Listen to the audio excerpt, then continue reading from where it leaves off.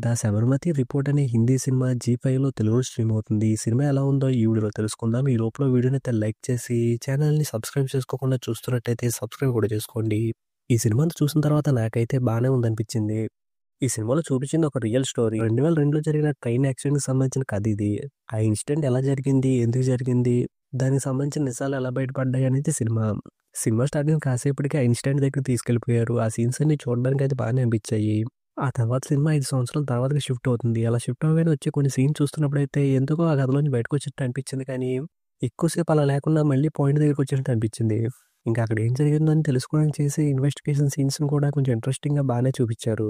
ఇంక ఇలాంటి కథలను చెప్తున్నప్పుడు కొన్ని చోట్ల డాక్యుమెంటరీ చూస్తున్న ఫీలింగ్ అయితే వస్తదేమో అనుకున్నాను కానీ, ఎక్కడ కూడా అలాంటి ఫీలింగ్ అయితే రాలేదు. సినిమానే చూస్తున్నాం అనే ఫీలింగ్ అయితే వచ్చింది. ఇక సినిమాలో మనకు తెలిసిన యాక్టర్ అంటే రాజశేఖర్ ఖన్నా గారు ఉన్నారు. ఆవిడ పెర్ఫార్మన్స్ బావుంది. అలాగే మెయిన్ లీడ్‌గా చేసిన అతని పెర్ఫార్మన్స్ కూడా బావుంది. కాకపోతే సినిమా క్లైమాక్సే హడావిడిగా ముగించేసినట్టుంది. అలా కాకుండా కొంచెం క్లియర్‌గా చెప్పుంటే బాగుండేదేమో అనిపించింది.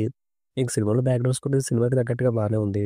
ఫైనల్‌గా ఈ సినిమాలో ఒక రియల్ ఇన్సిడెంట్‌ని తీసుకొని దాన్ని ఇంట్రెస్టింగ్‌గానే చూపించారనిపించింది.